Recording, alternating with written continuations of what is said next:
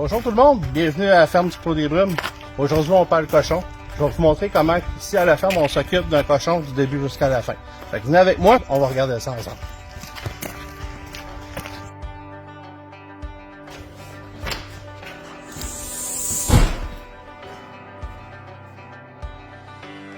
Bienvenue dans ma boucherie. C'est une pièce dans notre garage qu'on a converti en boucherie.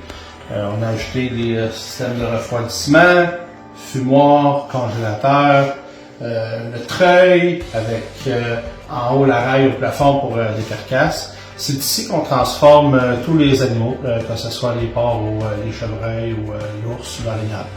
On reçoit les cochons à 25 jours de vie, ils sont sevrés. Ensuite, on les met dans un enclos juste ici en arrière, on s'en occupe bien pendant 4 mois. Quand on est rendu au mois d'octobre, on va abattre le cochon. Ensuite, on va le nettoyer, on va le ramener ici dans la boucherie, puis on va le pendre pour 24 heures. Une fois que le cochon a passé 24 heures ici pendu dans la boucherie, on va enlever la peau. Ensuite, on va séparer la carcasse en deux, puis on va séparer les gros groupes de viande, que ce soit le devant, le derrière, le centre. Une fois qu'on a séparé nos 3 parties, on va commencer à travailler la première. La première se situe entre le cou et la 4e vertèbre.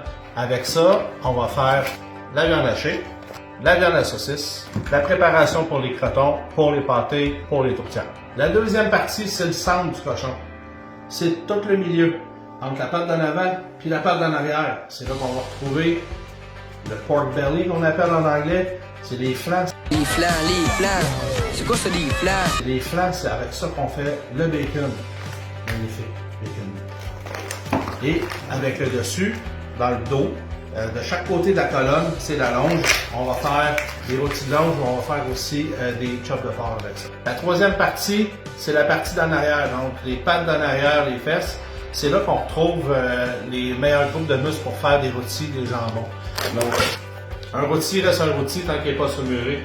Une fois qu'il est saumuré, ça va dans le fumoir et ça devient un jambon.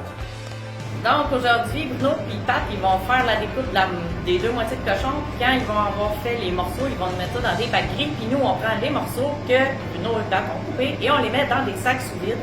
On écrit ce que c'est avant de les mettre au congélateur. Sandrine, elle prend les morceaux puis elle va faire un mélange gras-viande dans la proportion que nous autres on mange, c'est-à-dire mi-mec. Puis après, on passe ça dans le moulin à viande. Quand la viande est hachée, on met ça dans des sacs sous vide, peser, puis inscrire dessus c'est quoi, puis on met ça au congélateur pour l'année.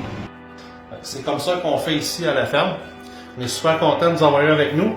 Fait qu'on va se revoir dans une prochaine capsule. Au revoir tout le monde!